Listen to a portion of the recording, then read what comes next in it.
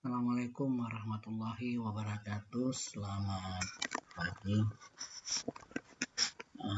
Hari ini adalah kuliah ke-12 mata kuliah statistik. Semoga apa yang saya sampaikan hari ini saudara bisa menyimak dengan baik. Untuk kuliah ke-12 ini kita menyampaikan atau kuliah kita dengan judul Analisa Regresi dan Pengujian Hipotesis. Nah,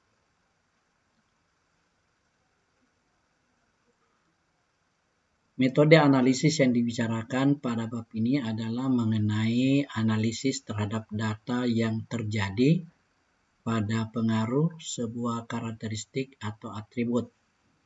Jika data itu kualitatif dan karena pengaruh sebuah variabel diskrit ataupun kontinu. Jika itu adalah data kuantitatif. Dan di sini ada dua karakteristik dengan atribut dan karakteristiknya sebagai variabel diskrit ataupun kontinu. Jika kita mempunyai data yang terdiri atas dua jenis variabel, adalah sewajarnya untuk mencari suatu cara bagaimana variabel-variabel itu berhubungan. Hubungan yang didapat pada umumnya dinyatakan dalam bentuk persamaan matematik yang menyatakan hubungan fungsional antara variabel-variabel. Nah, studi yang menyangkut masalah ini dikenal dengan nama analisis regresi. Untuk analisis regresi akan dibedakan dua jenis variabel, yaitu variabel bebas dan variabel tak bebas, atau variabel respon, atau biasa juga disebut variabel bebas adalah independen, ya, independent variable, dan variabel tak bebas atau biasa juga disebut dependent variable. Berdasarkan uraian di atas, maka pengamatan yang dilakukan terhadap variabel X atau variabel bebas terhadap variabel Y atau variabel tak bebas, di mana pengamatannya itu I sama dengan 1, 2, 3 sampai pada periode atau variabel K. Atau adalah Y sama dengan, hubungan matematikanya adalah Y sama dengan beta 0 tambah beta 1 X1 tambah beta 2 X2 tambah beta 3 X3 sampai dengan tambah beta K XK tambah EI. Ya. Jadi jumlah variabel bebasnya ini sebanyak K. Ya. Y adalah variabel tak bebas atau terikat atau dependent variable, sedangkan X adalah variabel bebas atau independent variable yang terdiri dari I sama dengan 1, 2, 3 sampai K. Beta 0 adalah koefisien intercept atau nilai konstanta, sedangkan beta I adalah koefisien parameter pengaruh dari masing-masing variabel XI. Jadi kalau beta 1 berarti X1 terhadap Y, kalau beta 2 berarti X2 terhadap Y, dan seterusnya. EI adalah variabel residu atau biasa juga disebut dengan disturbance variable. Yang pertama kita lihat adalah analisa regresi. Karena dalam kajian kita pada hari ini adalah dua, ya, analisa regresi, dan yang kedua adalah pengujian hipotesis. Oke, kajian pertama kita adalah analisa regresi. Analisa regresi ini ada dua macam. Ada namanya analisa regresi linear sederhana, dan ada namanya analisa regresi linear berganda. Nah, regresi itu sendiri ada dua macam. Ada linear dan ada non-linear. Ya, ada linear dan ada non-linear. Nanti kita lihat tunjukkan bagaimana bentuknya. Nah, sekarang persamaan garis observasi dari regresi linear sederhana antara variabel bebas, variabel X, terhadap variabel tak bebas atau variabel Y sebagai berikut. Y sama dengan beta 0 tambah beta 1 X tambah E. Nah, sudah diperhatikan di sini hanya satu variabelnya. Ya, hanya satu variabel bebasnya. Ya, jadi Y sama dengan variabel tak bebas atau terikat dan seterusnya. Kemudian yang kedua adalah persamaan garis estimasi dari regresi linear sederhana antara variabel bebas. Nah, ini estimasinya. Ya, kalau ini adalah persamaan garis observasi. Kalau ini adalah persamaan garis estimasi atau garis yang dihitung. Ya. Nah, koefisien parameter B1 di ini, persamaan ini adalah dapat dihitung dengan rumus sebagai berikut. B1 sama dengan N sigma XY dikurang sigma X kali sigma Y dibagi dengan N kali sigma X kuadrat kurang dengan sigma X kuadrat. Ya. Ya, sedangkan koefisien parameter B0-nya dapat dihitung dengan rumus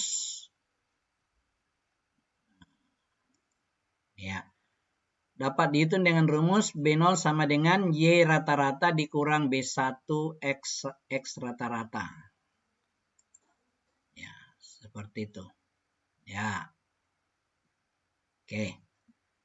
Nah, sebagai contoh penerapan, digunakan data dalam persamaan garis regresi linear sederhana adalah anggaran bahan baku utama X dalam ratusan ribu rupiah terhadap anggaran produksi Y pada kantor X, Y, Z dalam jutaan rupiah. Persamaan garis regresi linear yang akan kita tentukan adalah Y sama dengan Y topi atau Y hat sama dengan B0 tambah B1 X. Nah, ini datanya. Ya, datanya itu sebanyak 50, jadi N-nya sama dengan 50. Nah, sampai dengan 51, sorry.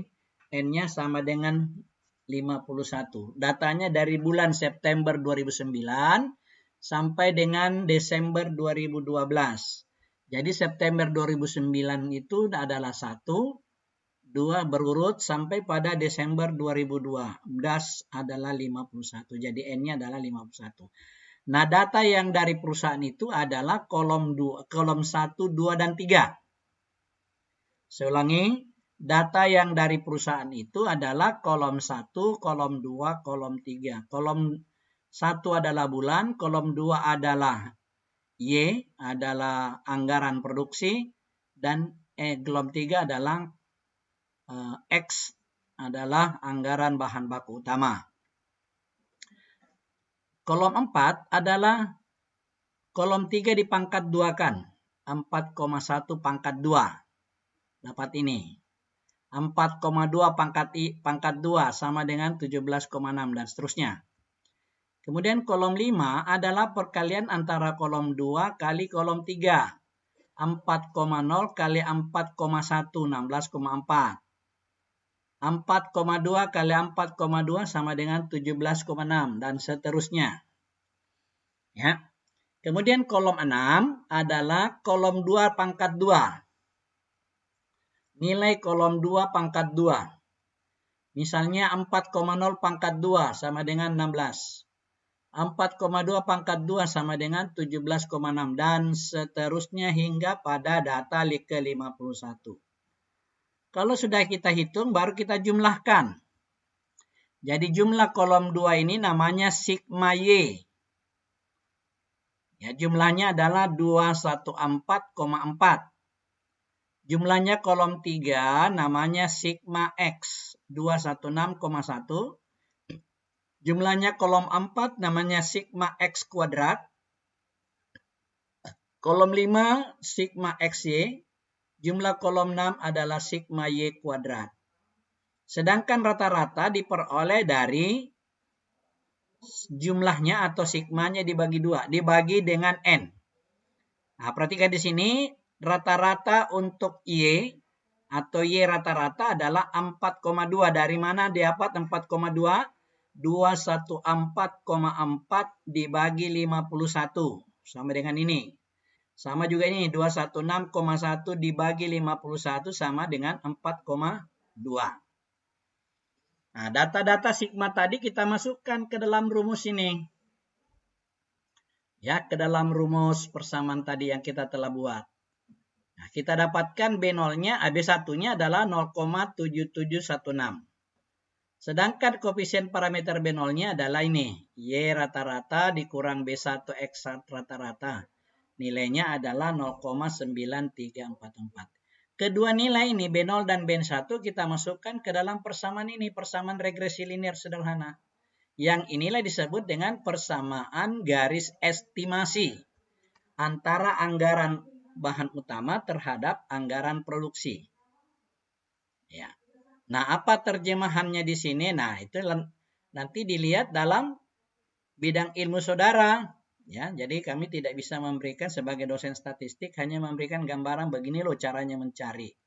Ya, seperti itu. Kemudian analisa regresi nonlinear sederhana.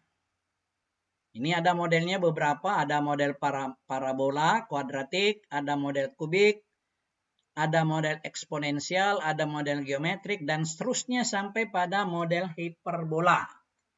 Nah, salah satu daripada model nonlinear ini yang kita akan pakai adalah model geometrik. Nah, berarti ini yang nomor 4 yang kita akan pakai. Kenapa model geometrik yang kita pakai? Karena model ini paling banyak digunakan dalam teori ekonomi mikro. Ya, teori ekonomi mikro.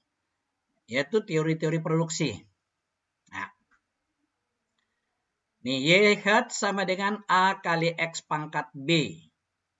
Nah, untuk melakukan analisa dalam statistik, maka persamaan ini, lihat kursor saya lingkari, persamaan ini harus dibuat dalam bentuk linear. Seperti ini. Log Y sama dengan log A ditambah B log X. Ya. Ya, saya ulangi, log Y sama dengan log A ditambah B log X. Kemudian kita hitung dengan parameternya B sama dengan, kembali kepada rumus di atas, kita tinggal nambahkan sigma log-nya.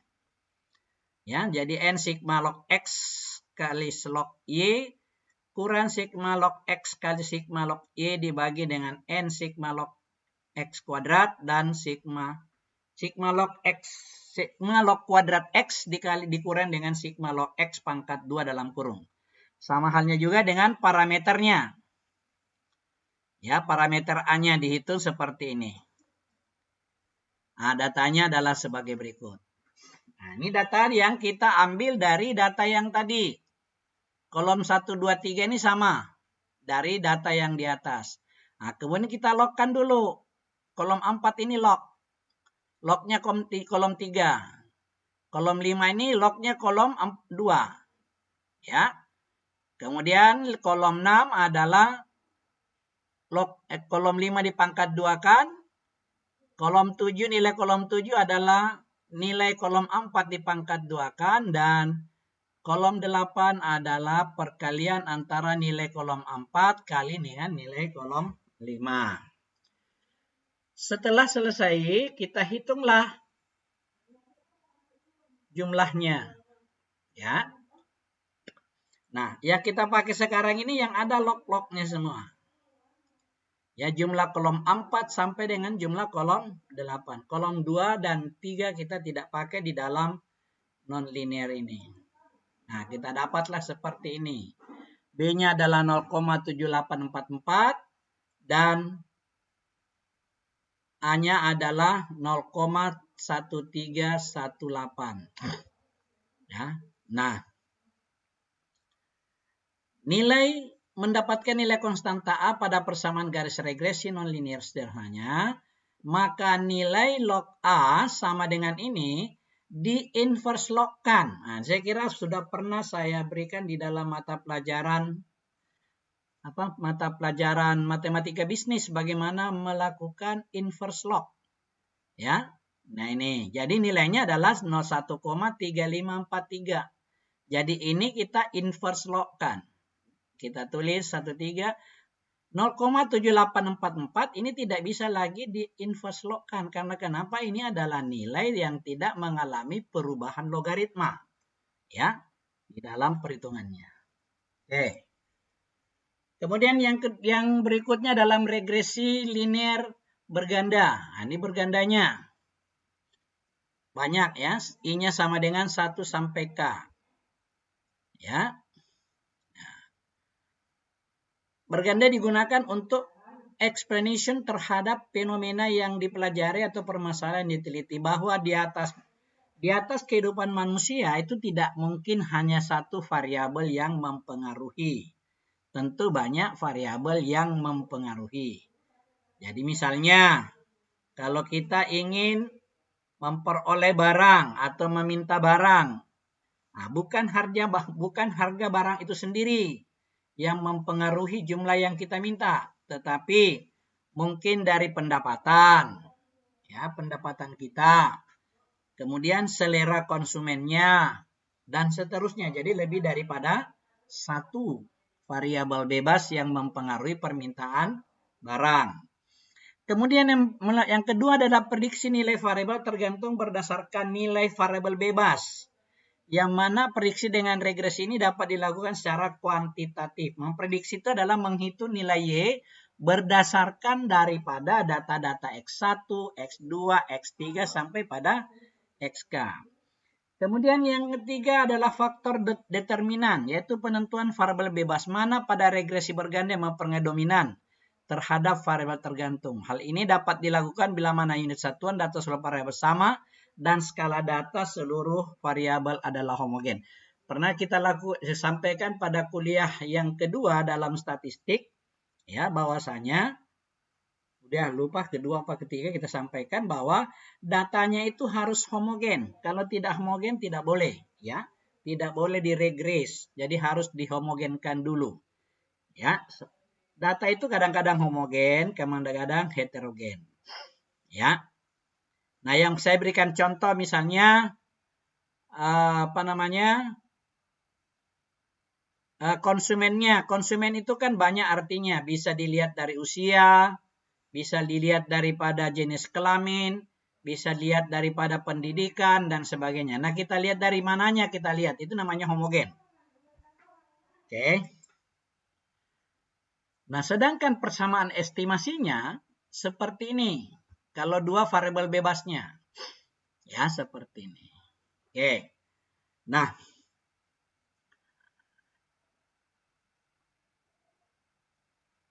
ini kita lihat contohnya adalah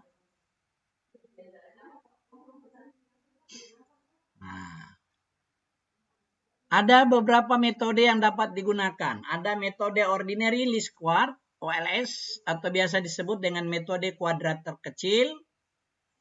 Ada yang disebut dengan metode matrik, ya. Ada juga yang disebut dengan metode SPSS atau penggunaan dengan data SPSS. Oke, kita mulai dari yang pertama. Ya. Nah, di sini ada data yang saya tunjukkan. Y adalah jumlah permintaan beras. Kemudian X1 adalah tingkat pendapatan konsumen dalam jutaan rupiah. Kemudian X2 adalah ekspektasi pendapatan konsumen dalam jutaan rupiah dari bulan Januari 2010 sampai dengan bulan Februari 2013 di Kota Padang. Ya, sama juga dengan contoh tadi. Ini dari Januari 2010, berarti ini Januari, Februari 2010, Maret 2010, April, dan seterusnya. Sampai dengan 38 ini adalah Februari 2013. Yang merah ini adalah data dari perusahaan atau data hasil riset, hasil penelitian kita. Sama dengan yang tadi di atas. Nah, ini kolom yang berikutnya adalah kolom perkalian dari kolom-kolom tersebut. Oke, kemudian kita jumlahkan, kita dapat nilai-nilai sigmanya, jadi sigma Y 150,96, sigma X1 137,25, sigma X2 162,00, itu jumlah dari atas ke bawah dan seterusnya. Nah, sigma-sigma tersebut kita masukkan ke dalam rumus. Perhatikan, kalau kita menentukan X1, B1, maka yang kita analisa adalah X1. Perhatikan ini. Untuk mencari B1, N sigma X1Y kali sigma X1 kali sigma Y dibagi dengan N kali sigma 1 kuadrat kurang sigma X1 berpangkat 2. Kita akan mencari X1. Kemudian X2-nya adalah ini. Semua lagi X2 kita ganti. N sigma X2 Y kurang sigma X2 Y kali sigma Y dibagi dengan N sigma X2 kuadrat dikurang sigma X2 berpangkat 2. Sampai dengan X berapapun, B berapapun yang Anda cari, tinggal ganti ini saja. Jadi misalnya B3. Nah ini lagi B3, X3Y kurang sigma X3Y, X sigma Y, N sigma X3 pangkat 2 kali sigma X2, X3 pangkat 2 dan seterusnya. Nah, sedangkan B0-nya adalah ya Y rata-rata dikurang B1 X1 rata-rata kurang B2 X2 rata-rata. Nah ini yang kita buat. Nah persamaan garis regresi estimasinya dalam linear berganda seperti ini. Oke. Nah karena nilainya adalah seperti ini. Ya, dan seterusnya. Kita dapatkan 2,000 0,3427X1, 0,1724X2. Ini model OLS, Ordinary Least Square. Nah, sekarang kita lihat dalam metode matrik. Hasilnya harus sama. Harus sama dengan ini. Kalau tidak sama adalah salah. Saya ulangi, kalau tidak sama dengan ini berarti salah. Nah, kita lihat metode matrik. Ini metode matrik.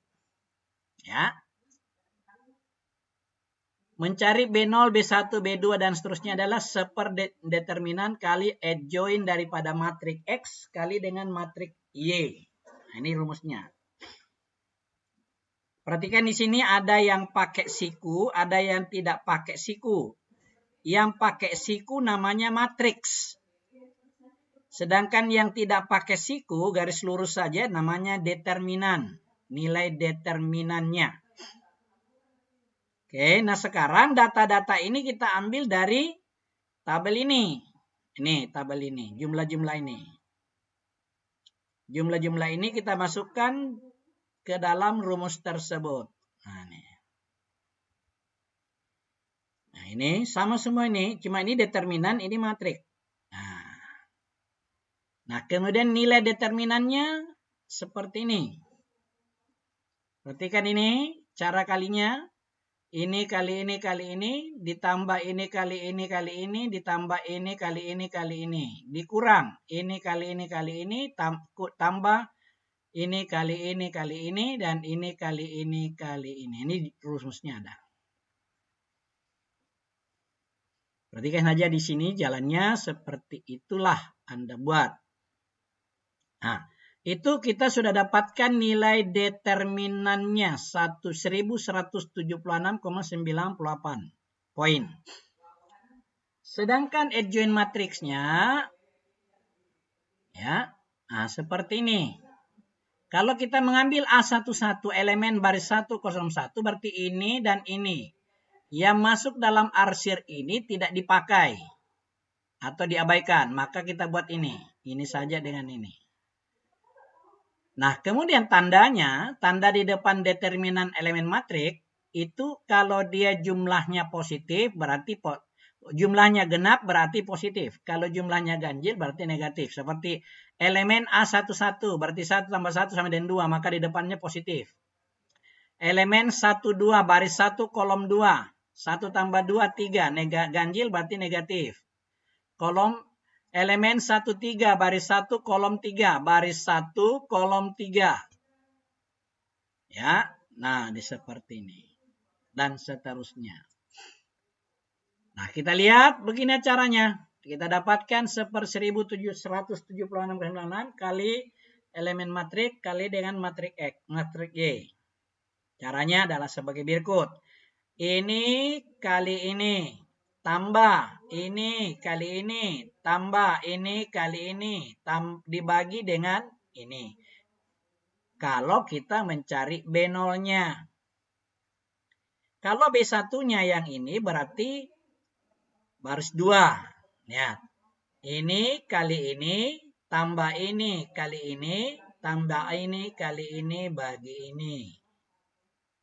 Kemudian yang berikutnya ini kali ini, tambah ini, kali ini, tambah ini, kali ini. Dapat angka ini. Maka nilainya seperti ini.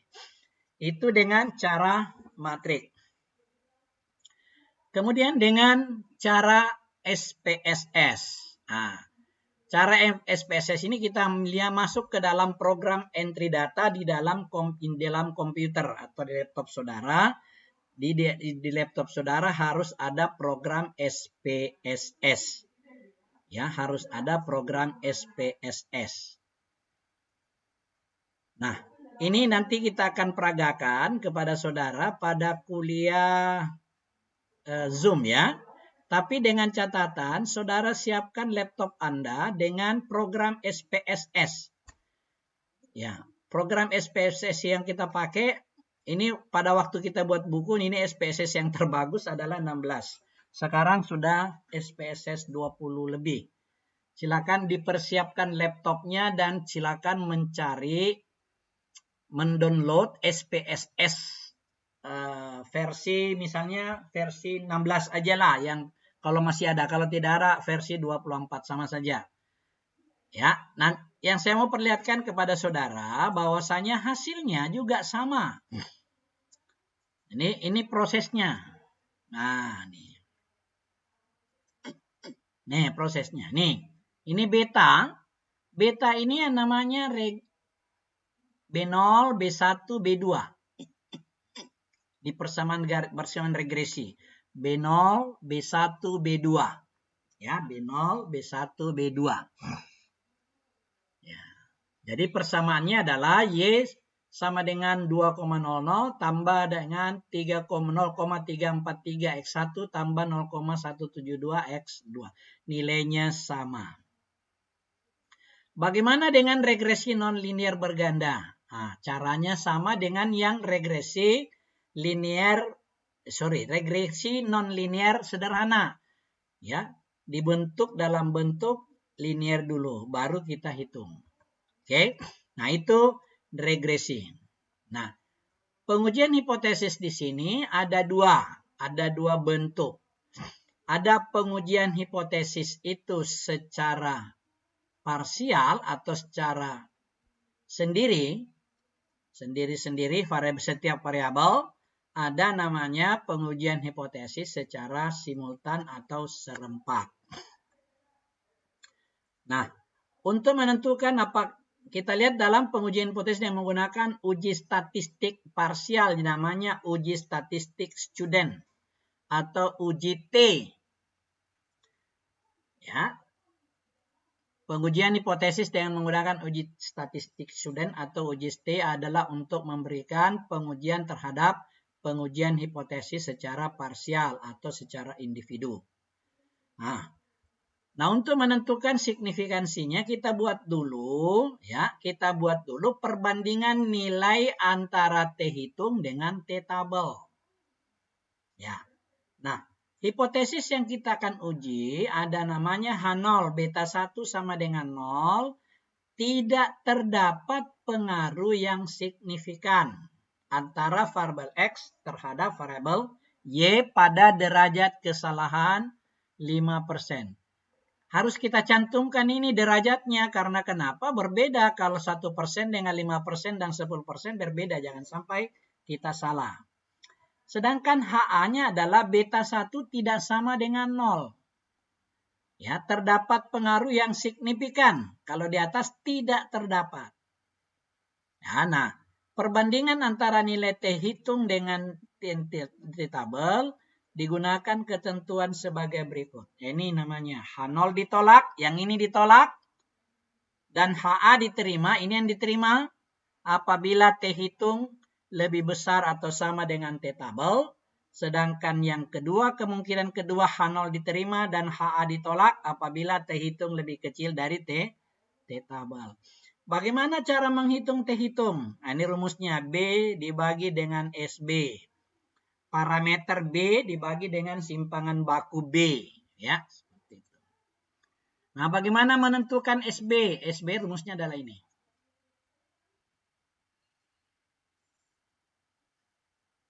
Ya. Akar daripada varians regresi dibagi dengan sigma X kuadrat yang sudah dipengaruhi oleh rata-rata. Nah, kita hitunglah semuanya. Bagaimana cara menentukannya S2 varians? JKK dibagi dengan N kurang K kurang 1. K itu apa? K itu jumlah variabel bebas. Ya, variabel bebasnya sudah 1. Nah, kita buat seperti ini. Jadi TB-nya atau nilai T hitungnya adalah 8,627. Nah, sedangkan untuk pengujian untuk nilai T-tabel diperoleh dari tabel distribusi student. Yang mana yang pakai ini tabelnya? Ya, ini tabelnya. Oke. Nah, dengan DF. DF ini adalah degree of freedom. Degree of freedom. Rumusnya adalah alfa per 2 dibandingkan dengan N kurang K kurang 1. Nah, kita lihat ini alfa per 2, kita lihat dari kolom tabel. Sedangkan N kurang K kurang 1 dilihat dari baris tabel. Nah, kita pakai tadi itu kan 5%. Dari mana 5%? Ini kata-kata 5%-nya. Nah, kita buatlah 5% dibagi 2, 0,025. Jumlah datanya tadi 51 kurang 1 kurang 1 sama dengan 49. Kita lihat di tabel. 0,025 ini. Ya. Sehingga pada 49. Perhatikan di sini ketentuan statistik tidak ada angka 49, jadi yang mendekati angka 49 berarti 40. Oke. Nah, seandainya di sini tertulis 59 berarti ini yang diambil. Oke. Nah, demikian cara menentukannya. Oke, maka H0 ditolak, dan diterima. Berarti bahwa terdapat pengaruh yang signifikan antara variabel X terhadap variabel Y dengan derajat kesalahan alfa 5%. Nah, sekarang kalau pengujian hipotesis dengan menggunakan uji statistik Fisher atau uji F. Dilakukan dengan melalui contoh di bawah ini. Ya, ini. Untuk menentukan apakah tingkat pendapatan konsumen X1 dan ekspektasi pendapatan konsumen X2 berpengaruh signifikan secara simultan berdasarkan data yang telah kita hitung di atas, ya maka hipotesisnya kita buat seperti ini. Beta 1 H0 adalah beta 1 sama dengan beta 2 sama dengan 0. Tidak terdapat pengaruh yang signifikan. Ya. Antara tingkat pendapatan konsumen X1 dan ekspektasi pendapatan konsumen X2 terhadap jumlah permintaan beras di Kota Padang dengan derajat kesalahan sekian. Ya.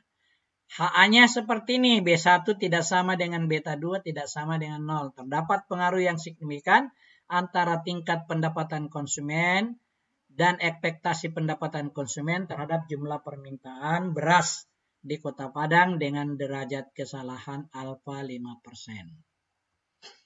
Perbandingannya kita lihat di sini adalah F hitung. Ini maaf bukan T hitung tapi F hitung dan dengan nilai F tabel. Ini F, saya ulangi, ini F dan ini juga F. Ya. Tentuannya sebagai berikut sama.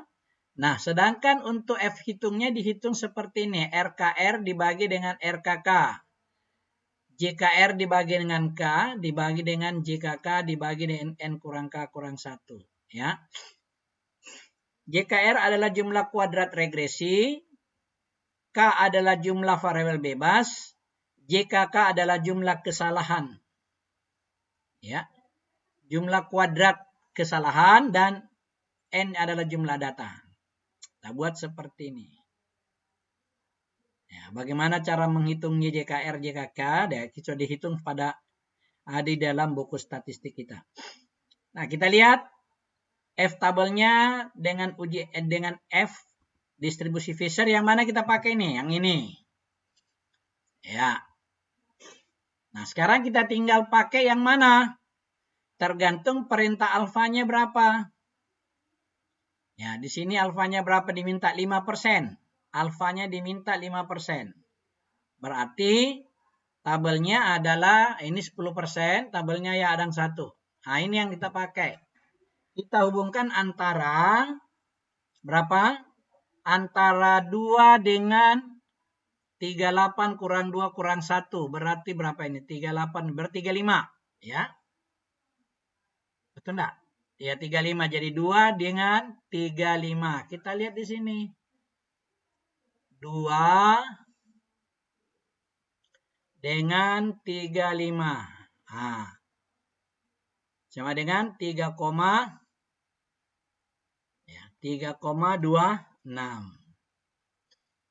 Ya, 3,26. Yang ini kita ambil. 3,26. Ya, jadi antaranya 3,33 ya, 3,6. Oke, jadi seperti itu cara menghitungnya. Oke. Oke, saya kira demikian apa yang kita sampaikan pada kuliah hari ini. Semoga Anda bisa mengkombinkan dengan buku yang sudah saudara pegang. Diktat yang saudara pegang. Terima kasih. Mohon maaf. Assalamualaikum warahmatullahi wabarakatuh.